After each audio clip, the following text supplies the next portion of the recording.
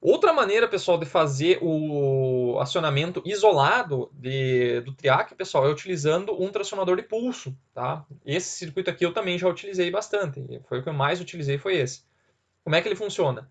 O transformador de pulso, pessoal, é só o nome, né? Transformador de pulso, mas ele é um transformador de qualquer, igual, né? Igual qualquer outro transformador que vocês já utilizaram. Vocês já utilizaram lá em eletrônica, por exemplo, tá? Ele é um transformador, só que ele é de tamanho bem pequeno, tá? E ele serve para fazer isolamento de sinais, tá? Ele não tem fluxo de potência, tá? A potência dele é muito pequena. Então eu vou ter aqui alguns miliamperes no primário e alguns miliamperes no secundário, tá? Geralmente ele é 1 para 1 ou 1 para 2, tá? Uma relação de espiras bem pequena. E ele serve justamente para acionar triacs, tá? Ou até MOSFETs, eu já vi gate drivers para acionar MOSFET com esse tipo de transformador, tá?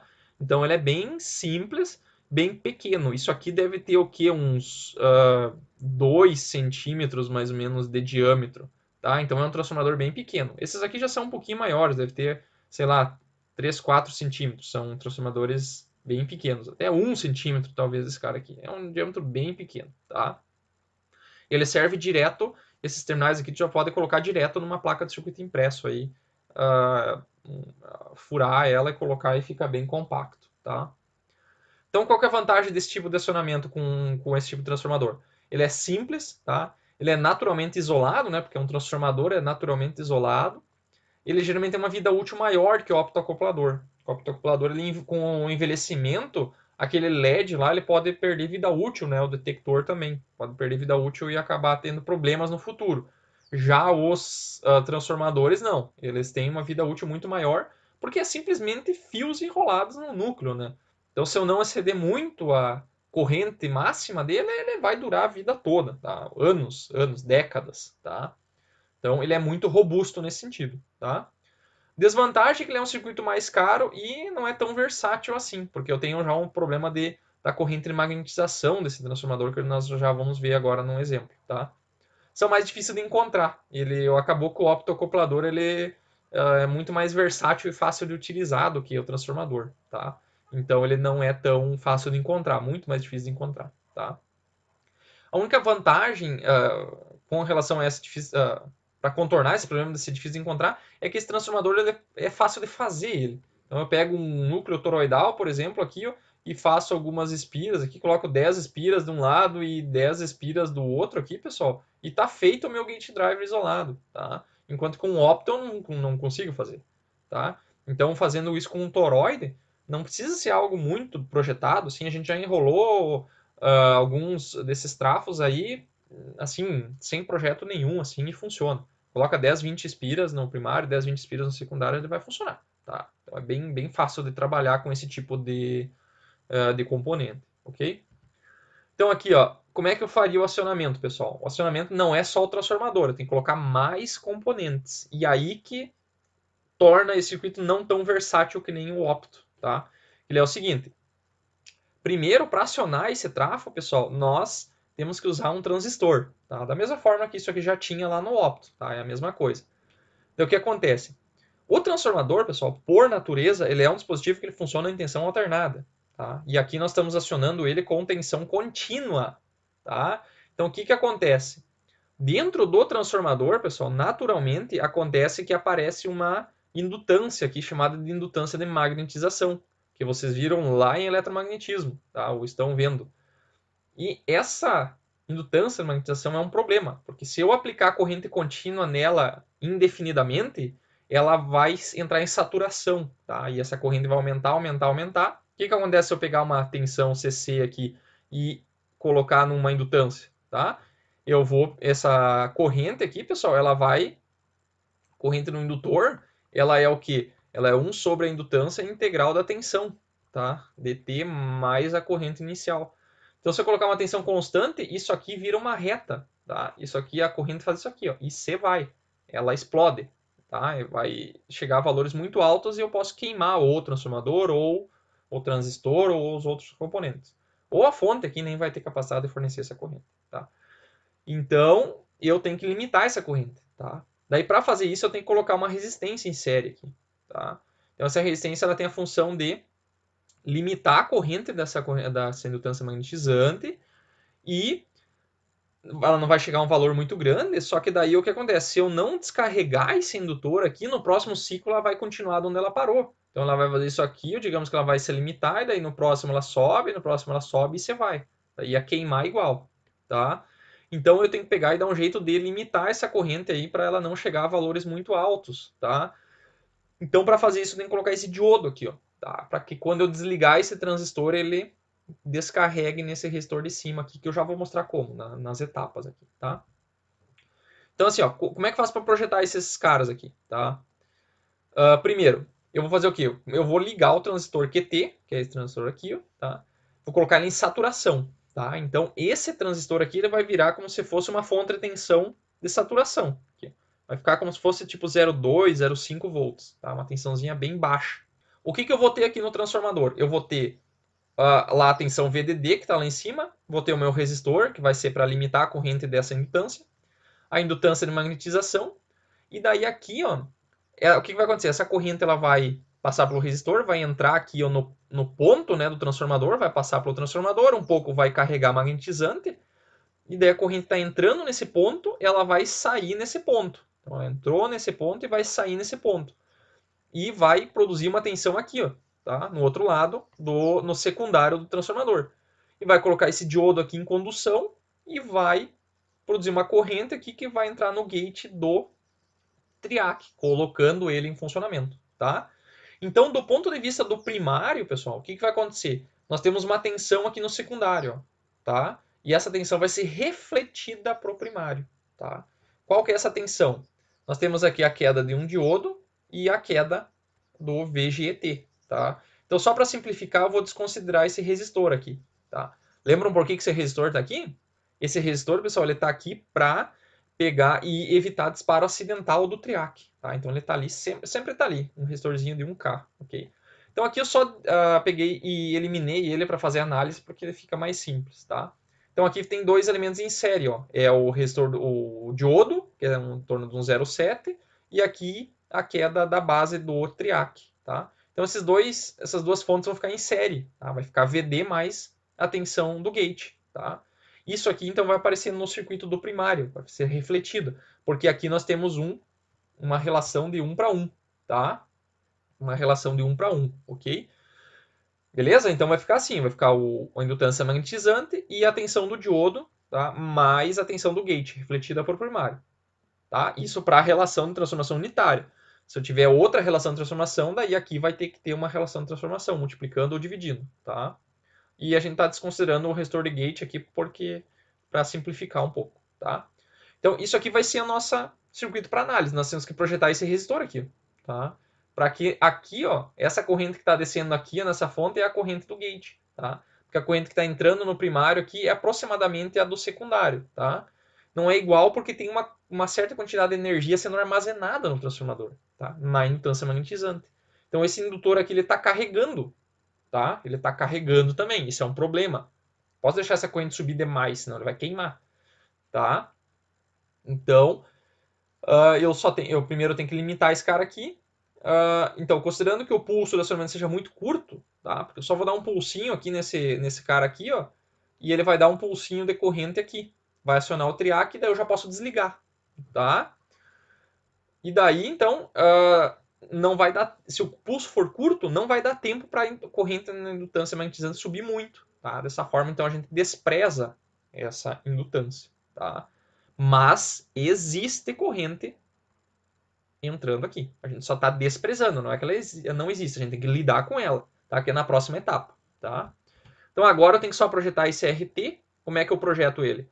Eu pego, então, tem que fazer todo esse caminho aqui, tá? Então ela é a tensão da fonte menos as quedas de tensão dividido pela corrente, tá? É sempre assim, né? Uma resistência, ela é uma tensão sobre uma corrente, tá? Então qual que é a tensão que eu tenho em cima da resistência? Ela é essa aqui, ó, menos a tensão aqui, né? Que é quem? A soma das tensões que eu tenho para baixo, que é quem? O VD, o VGT e a tensão de saturação do transistor, tá? Dividido pela corrente. E essa corrente a gente aproxima pela corrente do gate, tá? Ela não é exatamente porque tem a corrente de magnetização aqui, tá? Mas se colocar a corrente no gate aqui já é uma boa aproximação. E o resistor da base aqui nós simplesmente vamos pegar a tensão de acionamento máxima aqui, que pode ser, se for um Arduino, vai ser tipo 5 volts, e a tensão da base aqui vai ser 0,7, tá? E a corrente do gate, a corrente da base aqui, né, vai ser a corrente do coletor aqui dividido pelo beta mínimo, né? Porque a gente quer que ele fique bem saturado. Então a gente pega o beta mínimo lá do transistor bipolar, que daí vai dar um resistor bem pequeno aqui, né? Que daí vai ficar bem saturado, tá? Daí não tem problema, tá? Então substituam aí os valores para algum caso ali, eu não fiz nenhum aqui, só para vocês saberem de onde é que saiu isso aqui. Isso aqui já caiu em prova, tá, pessoal? Já caiu isso aqui em prova. Então aqui eu liguei, tá? Eu liguei, joguei energia para o secundário, né? Esse diodo aqui entrou em condução e acionou o triac, tá? Então o que vai acontecer? Eu vou pegar e vou desligar o transistor bipolar. Então essa tensão aqui ela subiu, tá? Ela subiu e agora ela vai para zero. Quando for para zero, esse meu transistor bipolar ele vai desligar. Então vai virar um circuito aberto aqui, tá? Porque ele vai para o corte. Então abriu aqui, ó, tá? E o que vai acontecer?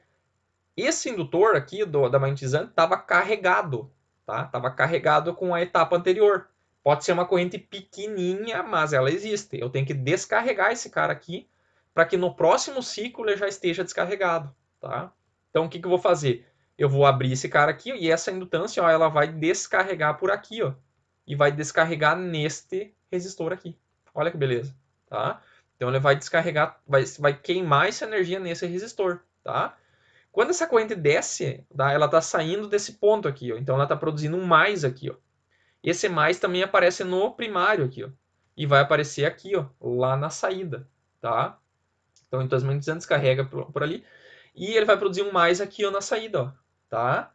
Por quê? Porque essa corrente ela vai querer fazer isso aqui, ó, mas ela vai querer fazer isso aqui também, tá? Então ela vai produzir um mais ali. Então se ela ia entrar nesse mais, ela ia sair nesse mais.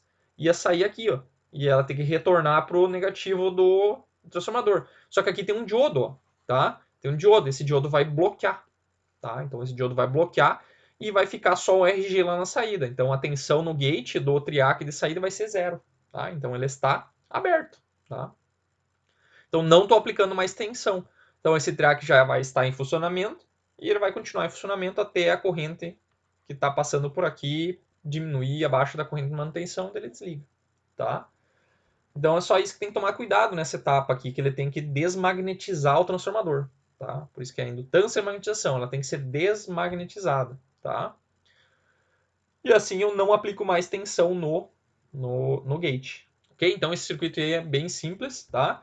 Aqui está o mesmo circuito que eu montei antes com o opto, só que agora com o transformador, tá? Esse circuito aqui, pessoal, eu já montei em aula, tá? E foi um trabalho de disciplina já do pessoal da turma de eletrônica 2, tá? Foi um trabalho final da disciplina, foi montar esse circuito aqui, tá? Teve esse circuito de detecção com zero, foi com amp-op aqui, tá? Não precisa ser com esse, pode ser outro. Foi usado o TIVA aqui, e esse mesmo circuito aqui foi montado e eles controlavam o brilho de uma lâmpada incandescente, tá? Então aqui tinha uma lâmpada incandescente e a gente variava o brilho através do TIVA, tá? Foi colocado um potenciômetro e tal, e mostrado numa tela também, porcentagem do ângulo de disparo. Então ficou bem legal, foi um trabalho final, talvez se repita aí no futuro também. Então, bem simples. Essa é uma maneira bem simples da gente fazer o acionamento do triac. Uma outra forma, pessoal, de fazer o acionamento então do triac e controlar o ângulo de disparo é usar um circuito integrado dedicado para isso, tá? Um circuito que faz isso é o TC785 da Siemens, tá? Ele é um circuito integrado muito interessante, tá? Por que ele faz? Ele já faz tudo, tá? Ele faz desde o sincronismo, tá? Faz detecção de cruzamento por zero, temporização e o acionamento do triac, tudo em um circuitinho aqui, um CI de 16 pinos, tá? Ele custa em torno de uns R$20, R$25, tá? É um circuitinho bem simples. Então ele tem a detecção do cruzamento por zero, ele já tem uma fonte de corrente interna lá para gerar a contagem de tempo, né? Que lá a gente fazia uma rampa, né? Que era o ângulo, né? Aqui ele gera aquela dente de serra internamente, já como se fosse a medida do ângulo lá de cruzamento por zero, tá? Ele já tem a comparação, já faz os pulsos lá e aciona até 250 mili de corrente de gatilho lá para fazer o acionamento do triac. Então ele é bem interessante, tá? Então aqui está o datasheet dele, vocês podem pegar mais informações dele. Vou mostrar agora como é que é o funcionamento e as características dele, tá? Então olha aqui, ó, ele tem 16 pinos, como eu já tinha falado. Aqui, ó, é o pino de sincronismo, tá? Que ele pega a tensão da rede. Então aqui tem algumas curvas, ó. Aqui V5 é a tensão no pino 5. Então é aqui, ó. Então entrou no pino 5, ele faz a detecção do cruzamento por zero e vai lá num registrador de sincronismo. E o que mais que ele faz? Ele pega e ele faz o seguinte, aqui, ó, se vocês verem, ó, aqui tem uma fonte de corrente. Tá? Primeiro ele pega uma alimentação aqui em torno de uns 15 volts, tá? Aqui ele tem uma regulação de tensão. E aqui, ó, pessoal, ele através desse resistor R9 a gente ajusta uma corrente que vai para uma fonte de corrente, tá? E essa aqui é uma fontezinha é um outro símbolo de fonte de corrente. E essa fonte de corrente é aplicada num capacitor aqui, ó, tá? Então isso aqui, pessoal, vai gerar uma rampa, tá? Que é essa rampa aqui, ó, ok? E daí, o que vai acontecer? Esse mesmo sinal, ó, ele vai entrar num comparador, tá? Vai entrar aqui ó, num sinal de um comparador e vai entrar nesse sincronismo aqui, ó, né? Então, quando cruzou por zero, tá? Ele vai mandar um pulso por aqui ó, e vai vir aqui, vai acionar esse transistor e vai descarregar esse capacitor, tá? Que é essa descarga aqui, ó, tá? Que é como aquele... lembra que lá naquele circuito que eu mostrei no PSIM, ele fazia assim, né? Ele tinha uma triangular e quando cruzava por zero ele zerava a triangular. Então é esse circuito aqui, ó. Tá? Então é feito em hardware, né? É feito dentro da microeletrônica do próprio circuito integrado tem esse gerador de rampa, tá? Então quando cruzou por zero, zera a rampa e conta tempo, só que aqui não é ângulo, né? Aqui é em tensão, tá? Então ele conta do valor mínimo aqui da saturação do transistor até a tensão de alimentação, mais ou menos, tá?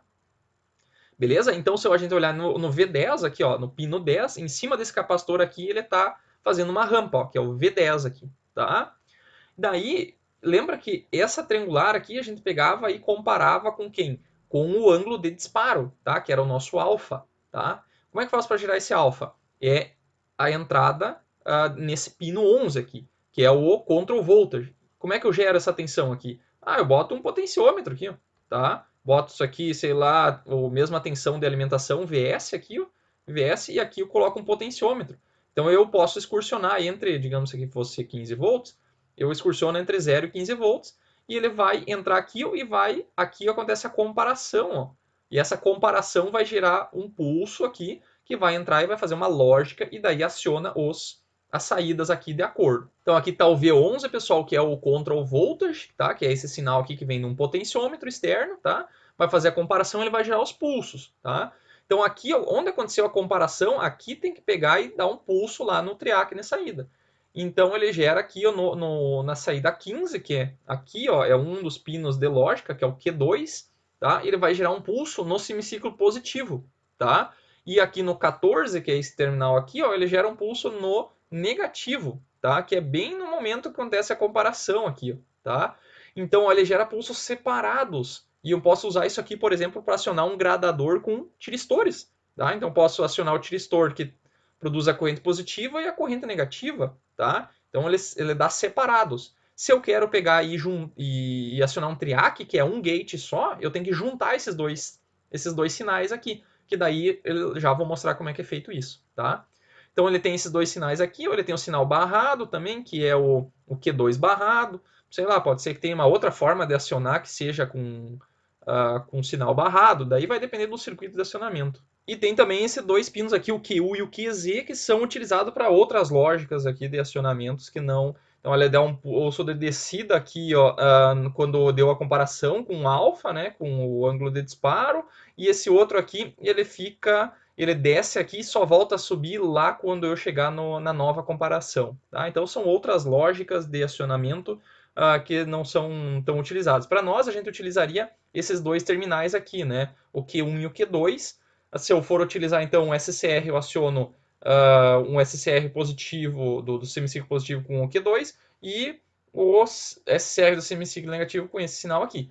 Ou, se for para o triac, que nem vai ser mostrado agora, aqui tem um exemplo, ó, pessoal. Aqui tem um triac, tá? E daí como é que ele faz para acionar com aqueles dois pulsos, acionar de uma vez só o triac? Ele usa dois diodos aqui, ó, tá? Então, esses dois sinais aqui, ó, o Q1 e o Q2, eles passam por esses dois diodos. Então, quando aqui for, por exemplo, 15 volts e aqui for 0, o que vai acontecer? Esse diodo aqui vai conduzir, tá? E vai acionar lá, e esse diodo aqui vai ficar reversamente bloqueado, tá? E o contrário é a mesma coisa, né? Vai acontecer quando aqui for 15 e aqui for 0, daí esse cara aqui conduz e esse diodo aqui bloqueia, tá? Então fica bem fácil de juntar esses dois sinais. Só vai ter uma queda de um diodo aqui, mas aí a gente coloca um resistor aqui um pouquinho menor, né? Faz o cálculo ali, e daí ele já vai funcionar adequadamente. Então, o que mais que tem aqui? Aqui, ó, pessoal, ele pega então o sinal aqui, ó, da rede, tá? E passa por ele tem essa indutância aqui, pessoal, só para dizer que pode existir uma indutância aqui no meio, mas ela pode ser desprezada, tá? Então passou por aqui e vai para a carga aqui e vai pro triac e volta para a rede, tá? Então aqui seria a nossa rede aqui, ok? Como é que ele faz para alimentar ele? Ele pega aqui e coloca um resistorzão aqui, ó, de 4,7K com 9 watts de potência máxima que ele suporta, e faz um retificador de meia onda aqui, ó, tá? Ele coloca aqui, ó, um diodo, tá? E aqui ele coloca um capacitor e um Zener, tá? Um Zener de 15 volts. Então nesse terminal aqui vai ser 15 volts, que ele vai ser o pino de alimentação dele, tá? Então esse pino aqui, para nós, ele é o nosso GND, que tá ligado aqui. Aqui é o GND. E o pino de 16 aqui é pino de alimentação, tá? Então ele tem aqui outras coisas, por exemplo, aqui, que nem eu tinha falado, esse capacitor C10 aqui, ó, que faz girar essa rampa aqui, né? Então o V10 aqui, ó, é a tensão nesse terminal aqui, nesse capacitor de 47 picofarads.